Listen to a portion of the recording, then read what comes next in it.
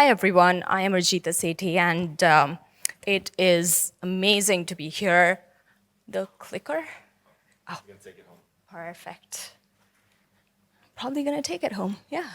Hi, everyone. Thank you so much for being here. I'm Arjita Sethi. I'm originally from India, and I was bored out of my high school, so I started a startup when I was 16. It was a vocational school that was trying to help with the employment gap and the skill gap that still exists in India.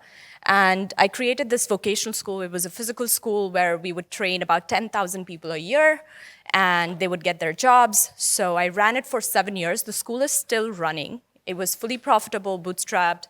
We used cross-subsidization models, so everybody could actually pay affordable fee, and still we were profitable. So in the 7 years that I ran the school, we reached about 100,000 people, and I realized that it is a building. At the end of the day, I would never be able to reach more than 10,000 people. And I am a video gamer, so I used to play video games, and I used to connect with all these people all around the world. And I used to wonder, wait, all these people, millions of people can play a video game, but I cannot give them education using a school. So something has got to change. Fast forward, 7 years ago, I moved to San Francisco for startup and love. All of that happened together because my then person who I was dating, we dated for a while, and then we immediately got married because we had the same startup idea. So there's this guy who works in a gaming industry in San Francisco. He sends me a message. I'm in India. He's in San Francisco. And he tells me, I love what you're doing. I've been seeing your pictures on Facebook. At that time, we used to use Facebook. We did not have dating apps. So we went ahead and we started talking about passions. And he had this passion for education. And he said, I'm building video games. It's not really fulfilling. I would love to help you and support you. And I said, great. I'm running into issues of scale with the model that I'm running. So this would be perfect. Fell in love. 9 months later, we got married. I moved to San Francisco, and we started building our edtech startup, which we realized that US might not be the right market to actually build an edtech startup at that time, because everybody thought that this was a difficult industry, business models are not right, and most of the people don't have access to technology to actually go ahead and start using applications that we were trying to build. Now remember, I love video games. I also love science fiction. I'm a big Harry Potter fan, crazy, biggest fan ever. So I had read, I don't know how many of you read this book of Neil Stephenson called The Diamond Age. It is a sequel to Snow Crash. And that was the book I was like, if we have to create something in education, I want to build the Diamond Age. I want to build this primer so that every child in the world can choose their paths of passion and learn what they want. It still is not possible. We're nowhere close to that technology. But that's what we started building, and we came to Finland in 2018. We attended the XEDU Accelerator. It was an education accelerator. And our first VCs came from Finland. We were a Silicon Valley company. But our first VCs came from Finland. We got venture-backed, went back to Silicon Valley. We started doing research on this education and our product in Finland, and then we got venture-backed by early investors of Oculus in Silicon Valley. And that has been the journey, and the company is still running, and I'll show you a glimpse of that company. So got venture-backed, started doing angel investing myself, and during COVID, we moved out of San Francisco. We moved an hour away from San Francisco up to the woods, a forest, to a place where there are only 500 people. It's a remote location. People farm. People have animals. We live on the Pacific Ocean.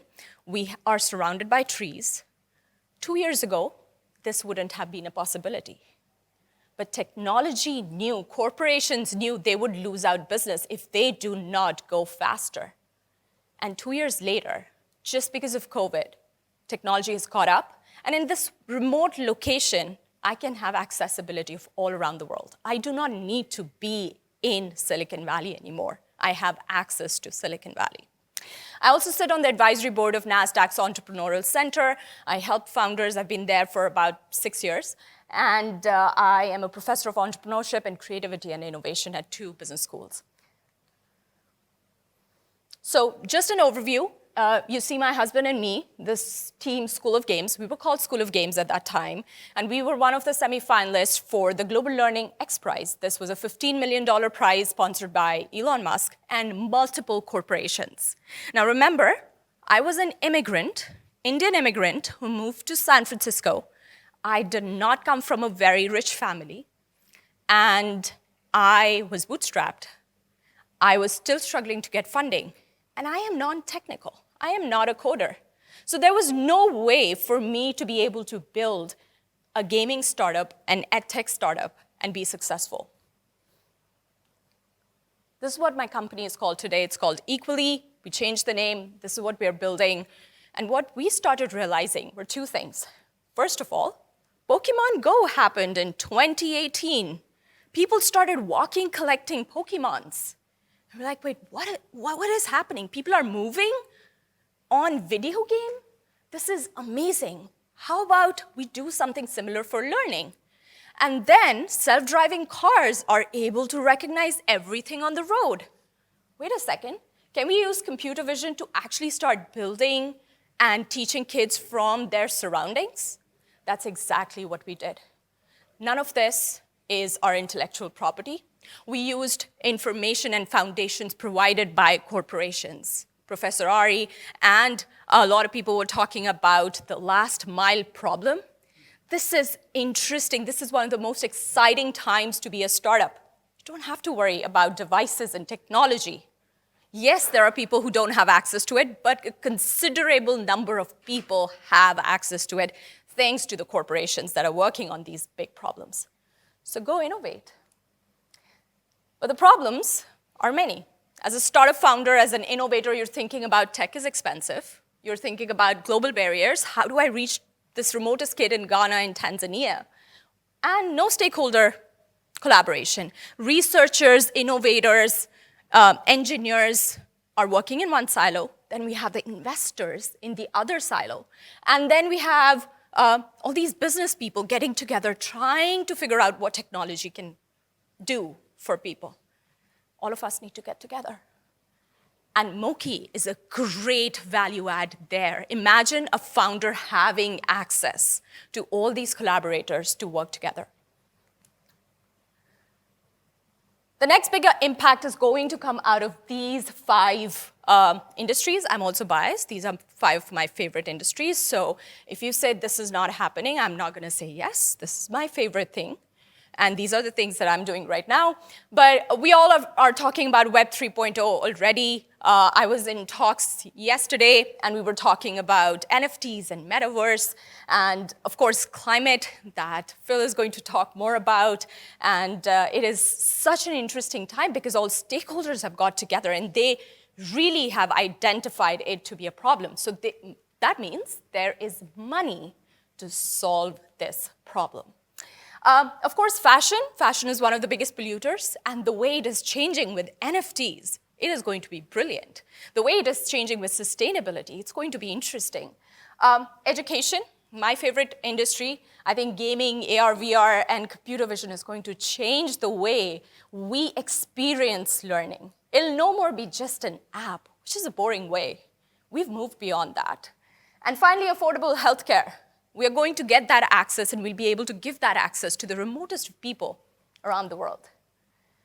And that is why, if you are a startup, you're a founder, the best time to do something is today. As Professor Ari said, in the next 10 years, it's going to be a whole new consumer behavior. So you do not have to worry about underlying tech. Don't have to worry about it. Just go ahead and build it. You don't have to worry about being cash rich. You have platforms that are taking care of so many things. And lastly, you do not need to be in physical spaces. I'm Arjita. That's my time. I'm done. And I would like to hand over it to Phil, who is one of the most amazing ecosystem builders and truly talks about impact and capitalism that is much needed in today's world.